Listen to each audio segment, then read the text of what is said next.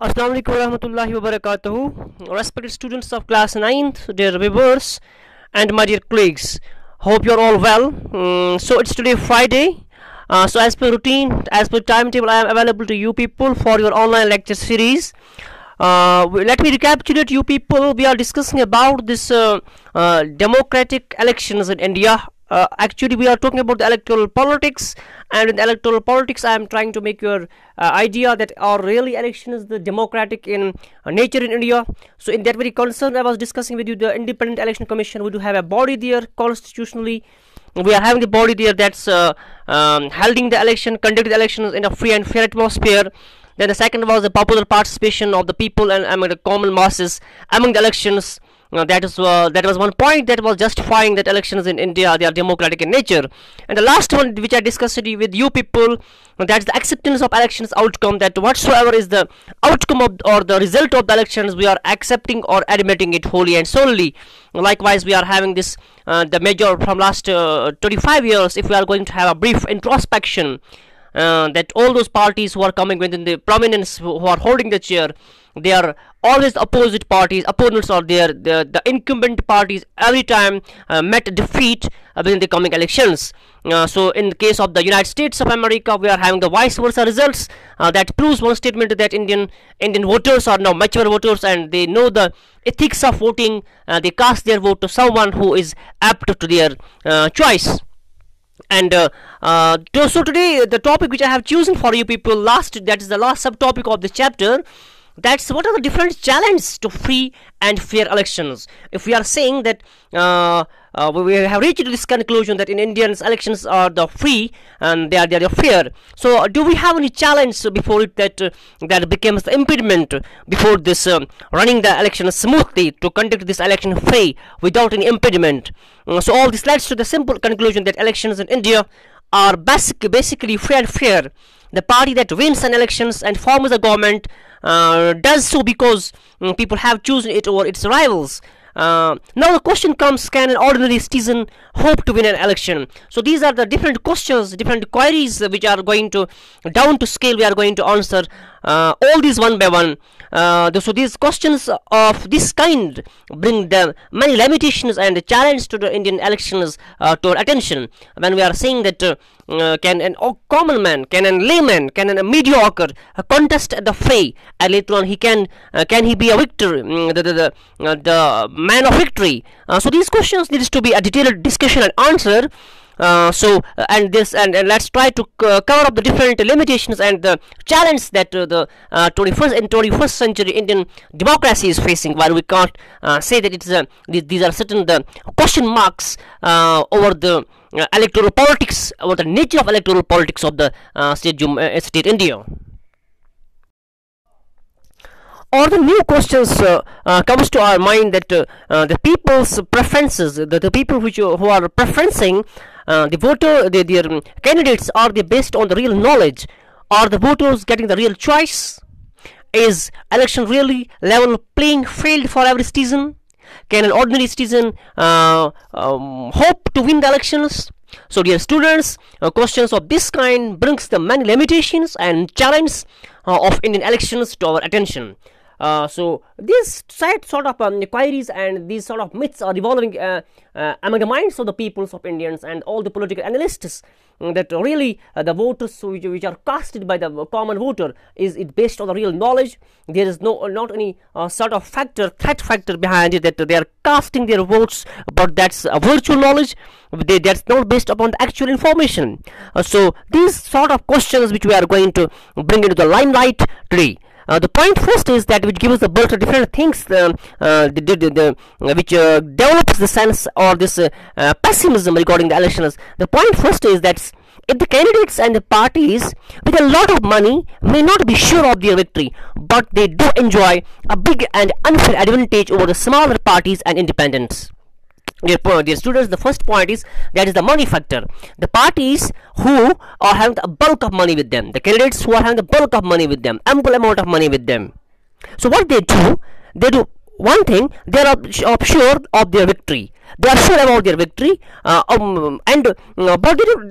persistently they are enjoying a lot unfair advantage over those people who are the less, who are the lowest party workers, and who don't have a bulk of money for their disposal.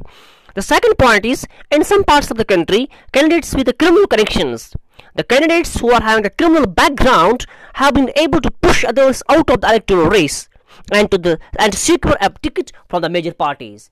So we have witnessed a lot of cases. I'm not going here to mention certain names, but we are having the history here of those candidates who are the court has not given them the clean chit, which I simply call that they were not given the clean chit by the court.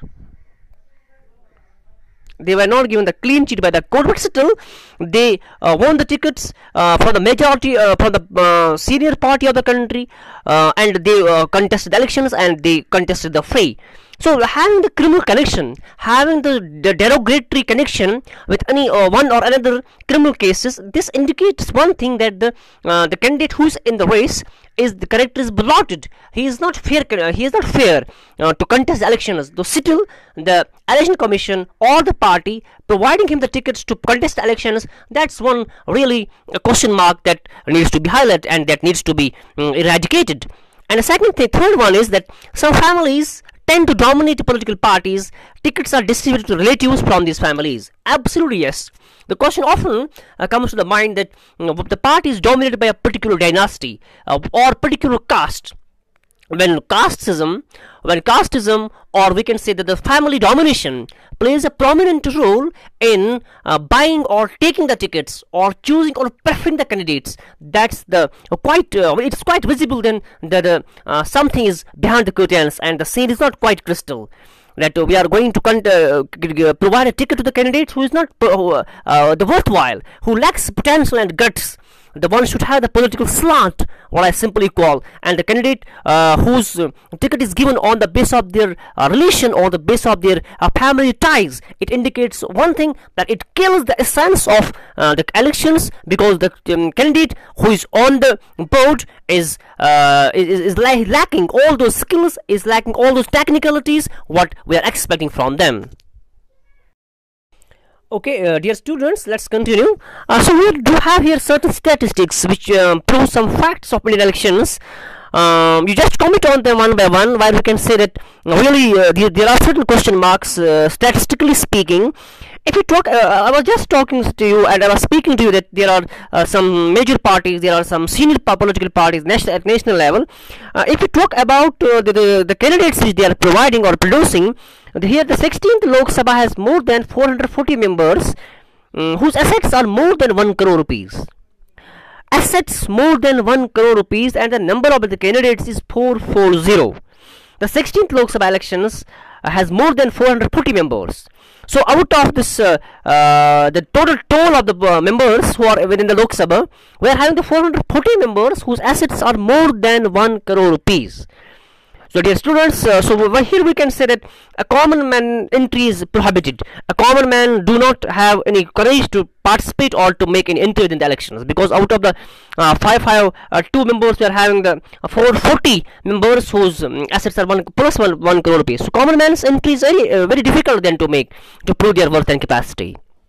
So next point, the next challenge is that smaller parties and independent candidates suffer a huge disadvantage compared to the bigger parties. Absolutely. When you are having the media channels, when you are having the media announcements, we are having the channels there to propagate your ideas, to profess your thought. You are given the security, you are given the assets, you are given the resources to utilize them to profess and to have their meetings and have public shows to conduct the elections, rallies. So the smaller parties do not take advantage of all those things, because they do have the least assets to capitalize, the least resource to utilize.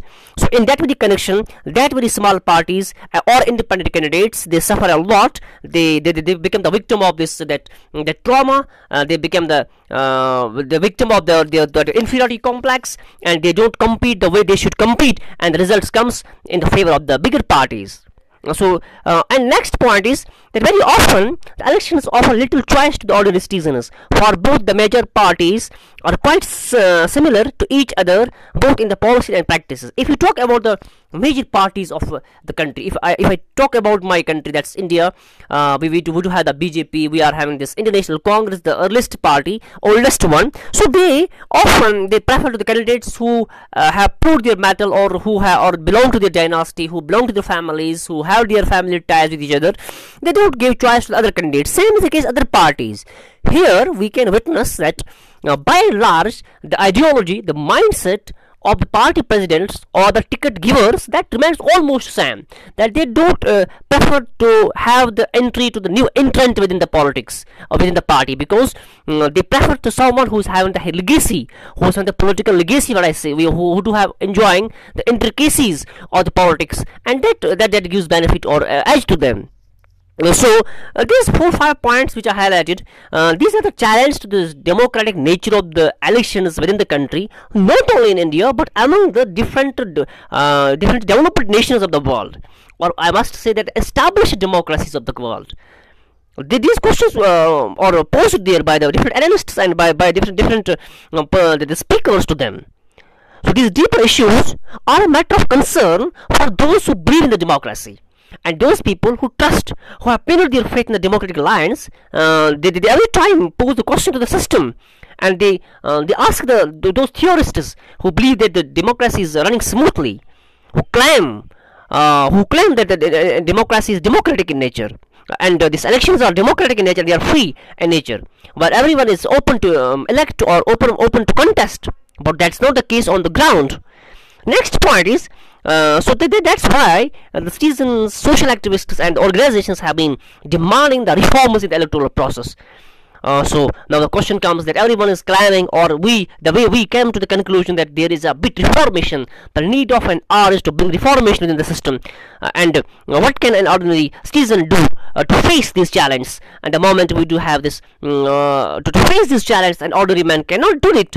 So these are the different things which we need to discuss, and absolutely we came to the conclusion, no doubt the democratic electoral politics, electoral system is democratic in nature. We have covered all the very lacunae, but still there is a scope for improvement. The experts need to be, the opinion of the experts needs to be taken into the consideration, or there's a lot of scope to bring reformation within the system. So I was saying to you people that the reformations needs to be taken, the experts' opinion needs to be taken into consideration. We have to copy the mature democracies of the world. Exactly. So there's a reformation is a need of the hour. We can say that reformation is the need of an hour.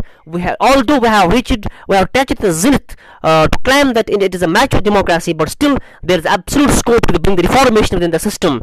Dear students, let's conclude this today's topic, or this chapter, electoral politics, with this hope and with this conviction that you have developed now the sense that how this Election Commission of India is working, how the constitutional body is working, how the different parties contest elections, and what are the different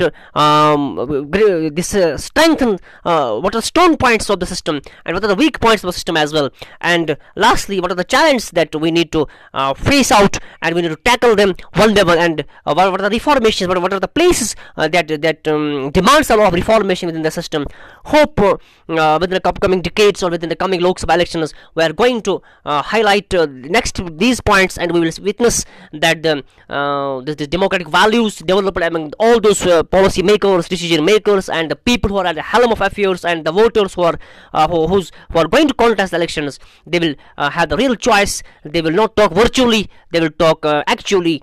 So this is what the basic essence of my this talk was. Hope you have developed all those things which I am expecting from you people. Till then I will catch you back on the Tuesday series. Till then, take care and all the best.